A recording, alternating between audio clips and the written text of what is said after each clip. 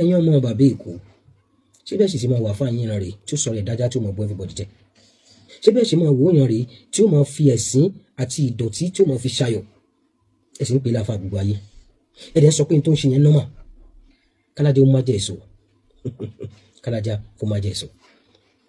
Bismillahir Rahmanir Rahim. Ọlọ́run sọ fún Ànábì sallallahu alayhi wa sallam pé inni harramtu dhulma ala nafsi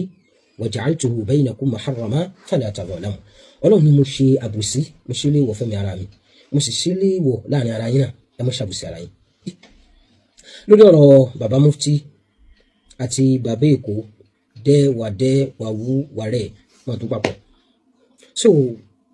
ẹ̀yin bàbá wa ń lọrin àkọ́kọ́ náà èmi wò pé ó jẹ́ kí n sọ sọ̀rọ̀ náà mo ti ń wò tó pé kò kàn wá àti kíní àti kejì kò sí kankan tá a jẹ́ fáǹsì wọn. níbo mi Ànábì sallallahu alayhi wa sallam Ànábì ní unsur akhaka zaliman aw mazluma ran ọmọ ìyá rẹ tó ṣàbùsí lọ́wọ́ abẹ́ni tí wọ́n bá ṣàbùsí fún àwọn sábẹ́ ọ̀gá káàtì ẹ̀gbẹ́ tí wọ́n ṣàbùsí fún báwo láṣẹ wà ní alábòsí lọ́wọ́ Ànábì náà ní kò dí lọ́wọ́ mú kó má lábòsí yẹn ṣe mọ́. ẹ̀yin bàbá wa ń lọrin ìdákẹ́yìn yìí ó ní ìtumọ̀ mi ẹnìkan lẹ òkú mọ́yàn ó ń fọyàn létí ẹni tó wá lẹ òkú mọ́yàn ẹni ẹlẹ́ tó sọ fún pé ó mọ̀ mú wọn ra ni o ìyẹn ajẹ́pọ̀ wí lágbáwá nìyẹn pé dọ̀rọ̀bà ni fàdákà wàsàbákọ̀ ni wàṣítàkà ẹni yìí ló mọ̀yàn oníké wọ́n jọ sáré ìdíje ó ti gba wájú onítún pariwo yìí ẹ̀yin tẹ̀ ń tẹ̀lé bàbá yìí kí lẹ fẹ́ fàyè yín ṣe náà gbogbo ayé ń ṣe tafsir wọ́n ṣàwọn yẹn láǹfààní mímọ́ ìwọ́dẹ̀ jókòó pé ó fẹ́ bá tẹnìkan jẹ́ ṣé wọn náà wà lè ga alhasud la yasud gbogbo ẹni tó bá ti gbé mu tí bàbá Èkó gbé dání yìí àtúbọ̀tán ẹ̀ náà ní ti wò yẹn àwọn òsọ̀rọ̀sọ̀rọ̀ yìí bóyá torí pé ìkankan náà àwọn méjèèjì rárá o sòwò ń tá àjọ gbé dání yàtọ̀ àmúdodo àti ìjọmọ ẹ̀yẹ́sìn tí Islam ti kọ́ wa tí nǹkan báyìí bá ṣẹlẹ̀ báwo la ṣe ṣe wa in ta'ifatani minal mu'minina iqtatalu fa aslihu baynahuma táwọn ikọ̀ méjì nínú mùsùlùmí àwọn olùgbàgbọ́ òdodo tí wọ́n bá jọ ní gbọ́n mi ò tó gbọ́n mi sí omi ò tó ẹ ṣàfúnṣe láàrin wọn tí kan bá wá lé wá yarí kó wọn ní gbọ́ òun ó máa ṣe aburú yẹn lọ ni ẹ kọjú ìjà sí kí ọkùnrin yìí gbé fún yín tí ó fi wá ju ẹ̀sìn Ọlọ́run ọba àlekè ọlá lọ tóun fi wá di àṣẹ mọ́lù àmọ́ òun lè máa ya àwọn èèyàn láṣọ ó lè máa tọwọ́ bọ̀ wọn lára ó lè máa parọ́ mọ́ wọn káwọn èèyàn sì dákẹ́ ẹ̀yin àáfàá wa ń lọrin kí ló dé kí là ń wò ẹ̀yin gbà tí bàbá ti wá ṣayé láǹfààní yẹn kọ́mọdé máa ba yé àwọn èèyàn jẹ́ náà bàbá náà aṣọ fáwọn èèyàn aṣọ yìí aṣọ ẹ̀yẹ kọ́mọdé rẹ̀ sí fàyà ká máa wò náà kó máa fi ẹnu gún àwọn èèyàn bí ìgbà téèyàn gún yàn lọ́bẹ̀ kó máa fa àwọn èèyàn láṣọ yá láì ṣe wèrè sùkálẹ̀ máa wò náà yorùbá gan ní abá ní àwọ̀ wèrè náà kó sìnkú yẹ yóò bá nǹkan jẹ kí ló dé kí lọkùnrin kí ló já mọ́ gẹ́gẹ́ mi fẹ́ mọ́ kó sí ní tó jẹ́ kí mi ó sọ̀rọ̀ mo ti ń wo dírámà yẹn àfa kan ó jẹran ara èèyàn ìwọ mọ ẹnìkan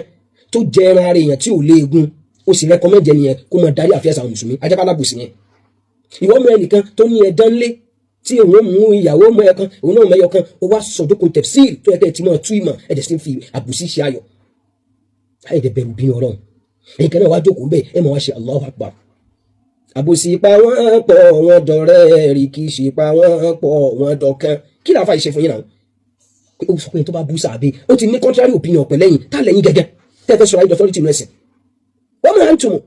ká ní we need to know ẹ̀tọ́rí pé òun ìjà ti bá yín bú sàbẹ kò bá yín sórí ibú torí ànábìlẹ̀ tó bá ti bú sàbẹ òní òfò ní kò bá yín bú sàbẹ ó sì padà bí ti ń ṣe nítorí òun fẹ́ náà nìyẹn náà Ọlọ́run gbogbo ẹni tó bá ti túbá walam yusirru ala ma fa'alu wa hum ya'lamun àwọn tí wọn kì í dúró pé àti ṣe nìyẹn bíi ti bàbá Èkó alágídí òfò yìí tí ó mọ̀ sọ pé òun ti ṣe nìyẹn àwọn ènìyàn sàrà ká tó kó jẹ mọ́ orí ibú ní jẹ́ bẹ́ẹ̀ ìgbéjìnà sí kí Ọlọ́run ní jẹ́ bẹ́ẹ̀ ó sọ tí ò dá láti wá sọ pé tí mo sọ yìí ẹ má bínú al-aqilu idha akhta'a yata'assafa tó ní làákà yìí bá ṣe mistake ìbọn ní làákà yìí tí ìṣàmùkú mẹ́kọ ọlọ́pọlọ dì tó bá ṣàṣìṣe ẹ má bínú ní tí mo sọ yìí ò rí bẹ́ẹ̀ o òdodo rí o. amma al-jahil as-sakhif al-gabi al-handaquqi idha akhta'a yatafalsafa àmọ́ kò ní amukú mẹ́kọ agbójúlógún fi rẹ̀ fóṣìta tóun bá ti ṣe mistake yóò máa wá nǹkan yóò máa wá bí ó ṣe máa fanu wájú pọ̀ mọ́ ti pàkọ́ wọn ni sọ̀rọ̀ Ọlọ́run ẹ̀dẹ̀ ń ṣe orí burúkú kùtìbà alaykum siyam òun náà lẹ tú débi pé ẹnìkan jẹran ara èèyàn àbí kùtìbà alaykum siyam òun náà lẹ tú débi pé ẹnìkan ló ṣàkánlé ẹnìkan láwo ńlé babaláwo kan kí lẹ fẹ́ gbà bẹ́ẹ̀ wọ́n fi ṣe ni ó ṣe jẹ́ ìnìkan ẹ wo maturity àfáwà dáadáa yìí ẹ wo maturity yẹn yukhatibu ní sẹ̀fíhù bí kulli qubhin ajápọ̀rọ̀ Imam Shafi'i gan àárí practical example lára baba mufti àwọn onídàkọ yẹn ẹ̀ńtẹ́ yìí náà bá lè fíìlì gáàpù yẹn síbẹ̀ àsẹ̀fíhù nínú ní Imam Shafi'i yẹn ẹ fíìlì ẹ̀ síbẹ̀ náà méjèèjì mi ò ní dá lóhùn wa akrahu an akuna lahu mujiba mi ní dá lóhùn àìdá lóhùn mufti yìí ní tún jí ọmọ kí ni yẹn dùn ó dọ̀rọ̀ ẹ̀dẹ̀ ṣe rí yẹn ò ní tó fẹ́ ọ̀fà yìí mọ́ Ọlọ́run ti gbaṣọ yìnyẹn lára ẹ̀ mọ́tò máa tún ṣe jákujàku kiri Ọlọ́run ti gba aṣọ ìyẹn lára ẹ̀ bàbá èkó ó ti gbà á kókó bẹ́ẹ̀. afáwa mufti sheikh wa Sulaiman Farouk oníkìjìpá alimiskin bela nǹkan kò ní ṣe yín Ọlọ́run ó tún jẹ́ mọ́ wà dáadáa jù báyìí lọ láti yan àwa kì í ṣe fáànù yín o àmọ́ mùsùlùmí tí kò fábùsì òun làwa ọmọ Ìlọrin tí ò sì fẹ́ ìrẹ́jẹ òun làwa. wọ́n ní tẹ̀dẹ̀ mọ́ kọ́ kiri yẹn kò make sense anyway wà ní kiri ṣí iná alẹ́ náà ṣe kọ́ ìlànà tálẹ́yìn tẹ́yìn ó fi sọ̀tún wọn ní fi kó sí lẹ́nu padà nígbà tó ti yájú sọ́ba Ìlọrin ìjọ yẹn náà aṣọ yìí ẹni àpọ́nlé lèèyàn mọ́ tàpọ́nlé fún eléyìí ìṣẹ̀lẹ̀ àpọ́nlé ìdá àǹtà àkọ́rọ́mùtà kẹrìmà mẹ́lẹ́kítà ẹni àpọ́nlé ó mọ ìyá àpọ́nlé ipò tẹ́ni yìí wà ọba àlú ló fi síbẹ̀ ipò tẹ́ni yìí wà ó ṣe àti gbà bẹ́ẹ̀ kí wàá ló jẹ́ láti mọ̀ fàlàṣọ ya níjọ́ tí ó tiẹ̀ náà jàdó sí ẹ lápò yìí naftarid wọn sálìm jáde náà ok wọ́n jàdó sí ẹ lápò lóòótọ́ níjọ́ tó jàdó sí ẹ lápò yẹn tí gbàgbó ẹ dẹ̀rọ̀ mádùn yẹn ó ṣiṣẹ́ tó fẹ́ kó ṣe àbí òṣe àbí ìjà dé lórí dòwe ó wá ṣe títí ẹ̀yìn orí ti ẹrù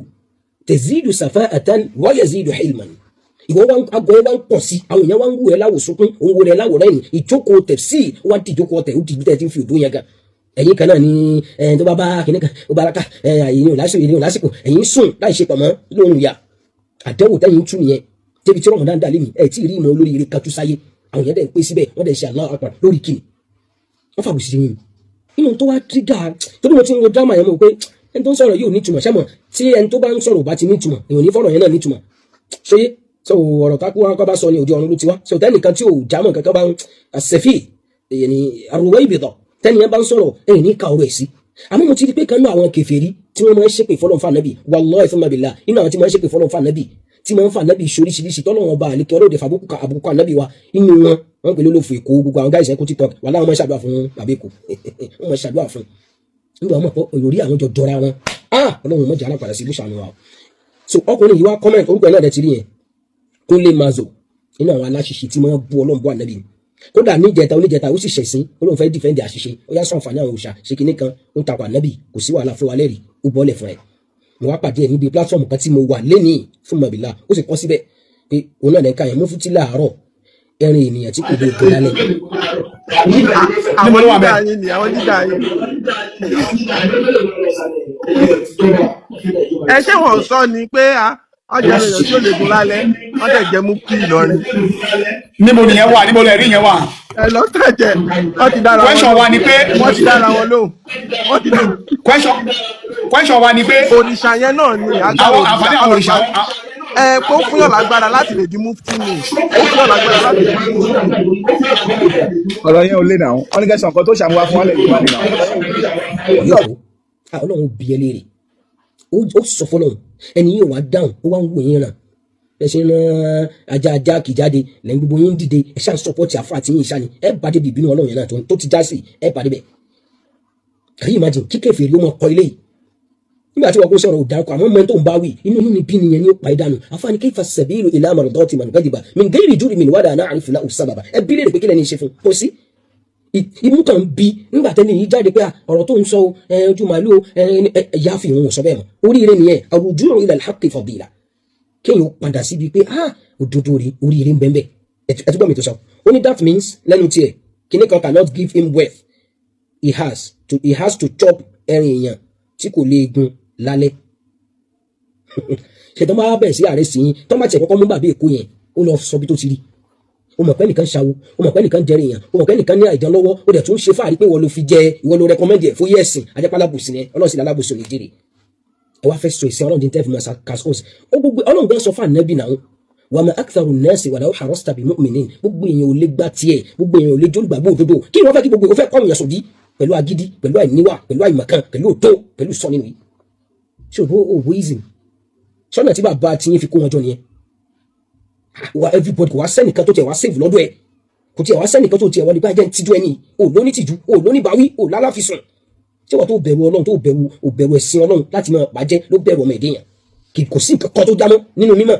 ju kọ́ máa di àyàn ìdáṣọ lọ ẹ jẹrin èèyàn èyí náà wá ń bá já inú yín dùn ẹ̀ ń ró àpòsí nìyẹn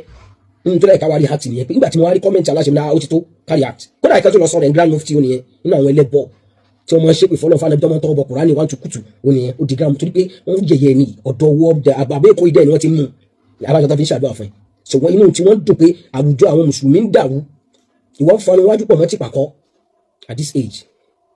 la yakbuhu bil fata fi'lu at-tasabi wa aqbahu minhu shaykhun qad tafatta ọlọ́run àdàgbàyọ ọkọ̀ ọlọ́mọdé ó tọ́ sí wa èyí tó ń ṣe yẹn múra sí fakilu ila sarfi al-layali ẹ̀fílẹ̀ ẹjọ́ múra sí ẹ̀fílẹ̀ wọ́n àti bàbá wa Sheikh Adamu over 40 years ago 30 years ago wọ́n sì ń gbọ́ ní Radio Lagos àwọn àwòbóyá wo lẹ́yìn pẹ̀lú tó ṣe bóyá mo á pè é bá àṣìbẹ́ nìkan ṣe fẹ́ràn ayé yẹn jàṣẹ jẹ́ bí Felix Sola ṣe wà nínú kòtò gbogbo rádaràdá yẹn nígbà tó bá kú tán bóyá yẹn wà jẹ́ sọ́dákọ̀ járíà fún ẹ àbórí burúkú járíà àbí ìyà járíà àbí ìbínú ọlọ́run járíà áwò wa inda Allahi tajtami'u al-khusum ẹ̀yìn kan ya aládánwò ẹ túmọ̀ fún wa ṣe bẹ́ẹ̀ ìlàfà gbogbo ayé ẹ túmọ̀ yẹn kò sí mà fíkì odo náwù odo sọ́rífù odo musala hadith odo fíkì odo akhlaki odo muru'a odo ẹ kí ló alẹ́ bẹ́ẹ̀ fàyè yín ṣe gan tọ́jà níbẹ̀ pàtẹ́ tafsiri ni kálájà má jẹ́ ẹ̀sùn náà ẹ̀wà rí kankan wí ẹ̀wà dá ọ̀rọ̀ àwọn èèyàn lẹ̀ ó mọ̀ ọmọ ni o ó mọ̀ gba bí onítàsọ́wọ́ fún yẹn ibẹ̀ náà ló fẹ́ gbà wọlé sílẹ̀ ẹni lára ẹni yára wọn ọmọ wọn rí o àdẹ̀gbà kankan lọ́dọ̀ wọn ìta àdẹ̀jọ gbé dání yàtọ̀ onísúnà làwa onísúnfì làwọn àmọ́ àkọ́fù dọ̀rọ̀ rẹ̀ tabalika wo lẹ́nu gbàtẹ́ni ti sọ pé àwọn òsùn àwọn táwọn ń sọ tẹ́lẹ̀ yẹn mọ́ nígbà tí wọ́n ń sọ àwọn náà àjọ ń kò bọ̀ wọ́n ni o ẹ̀kọ́ dàrú o nígbà tó jọ ń sọ àjọ ń kò bọ̀ wọ́n ni o ẹni wá lóhun ò ṣe kíní yìí mọ́ ó túbá ibà bẹ̀rẹ̀ sí sọ táwọn àfọ onímọ̀ sọ nánú náà kún bí zawahir kò sí tó kàn án pẹ̀lú kọ̀kọ̀ yìí ní tó sọ yẹn náà láfi balù ṣé kì í ṣe pé bóyá àrùn àìṣe fáànù wọn rárá o àìṣe kò jọra wọn rárá àmọ́ pòsí tẹ́ni ṣe fún Islam gbogbo èèyàn ní ta ní ya lásọ ta ló sèfù lórí àwọn ẹ̀ hátà àwọn sàhábà nàbì ẹ mọ̀jà ṣàbòsí náà ẹ̀yìn kó tó wá jáde ẹ̀ tó máa wáyé lẹ̀ wọ́n bẹ̀rẹ̀ sí lórí kíni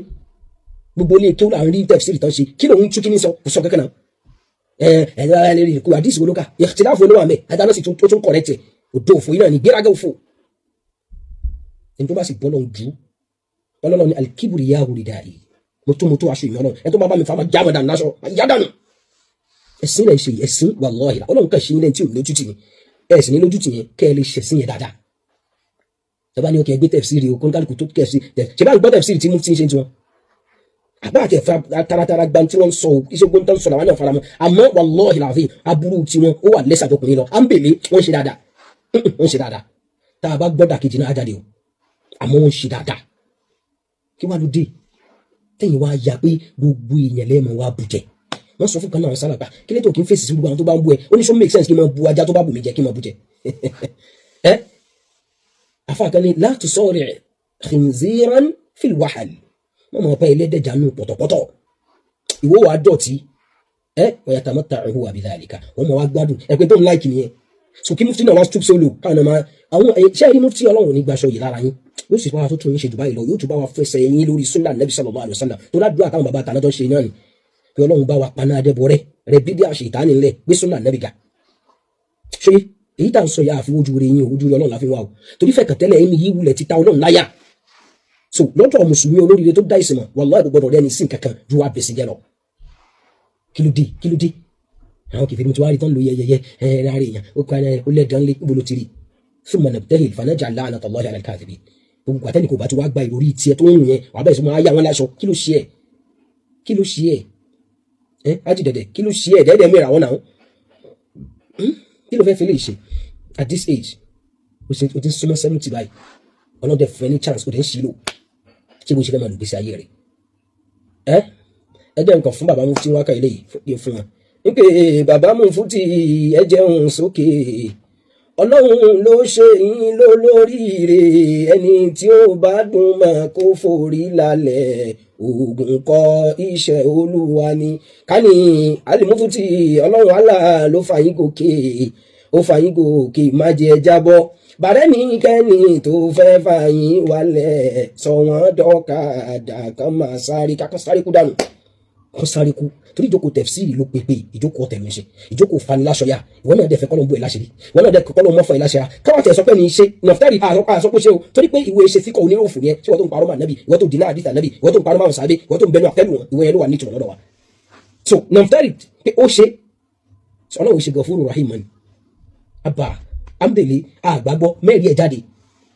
tí wọ́n bá ti gbé ẹ̀ kọ́ gbé wọn náà síbi kan pé bàbá fi àgbára wọ́n fi lọ́wọ́ blue again wà á mọ̀ lọ́nà ìmẹ́ntó náà iṣẹ́ ó gbọ́dọ̀ dákẹ́ ni an-nutqu zaynun was-sukutu salama kí ló dé la taqulu fatubtala qad qulta abtulita afaka Allah ọlọ́mọdé adára múra sí nítorí nínà lónà yẹn àwọn ilé kíwẹ̀ ẹwà sọ̀rọ̀ ayé dájá gbogbo balẹ̀ ń gbó kí ló dé sẹ́yìn nìkan ni sẹ́fi ṣe yín ni ọlọ́run dákun wọ́n dà wà láàmú wọ́n sì wà lọ́nà o ẹ̀yin àbàbá wa lọrin ẹ dìde sọ̀rọ̀ yìí ẹ pàkíyèsí ẹ mọ́kùnrin ẹ bá sọ̀rọ̀ bí tó ti ń gbọ́ tí ò bá ti gbọ́ ẹ̀yin náà fèsì òun bàlújẹ́ òjẹ́ kó jẹ́ kó mèrú kó lálàáfíà náà ó yájú sọba ẹ wá rò bí yẹn tó lè ní ìmọ̀ kò sọ̀rọ̀ lórí ẹ̀ ṣòye so gbogbo ẹ̀yin aláṣẹ tẹ́ ń gbé kiri owó padà tọ̀pọ̀lọpọ̀ yín ẹ dárúkọ ẹni yẹn kẹ́ ẹ sọ bí tẹ́ ẹ ti rí níbi tó ti jẹ́rìí yàn ẹ kẹ́ ẹ mọ́ wa ní ìtìjú àdá 8 ẹ wá ní ìtìjú nǹkan kò wá fi yín lẹ́nu ẹ mọ̀ pé lè kéwìn lẹ́yìn disgrace iṣẹ́ tí bàbá tiẹ̀ ṣe ni wọ́n bàjẹ́ yẹn nígbà tó yẹ pé ọmọ lè kéwù bàbá tiẹ̀ ní jẹran rẹ̀ yàn ẹ̀dá lè kéwù bàbá tiẹ̀ òní ní ẹ̀dán lé àrí àwọn àdàbí àjẹ mufti ariwo ṣẹlẹ̀ wọn sórí burúkú kiri wọn dàlúrú kiri wọn mọ bara wọn lárúgbó kọjá ẹ̀yin náà ìwọ ìtọ́ gbé sókè ìwọ ló ti ṣubú lulẹ̀ ọlọ́mọdé dẹ̀dẹ̀ wòlé ojú olórí o assalamu alaikum warahmatullahi wabarakatuh.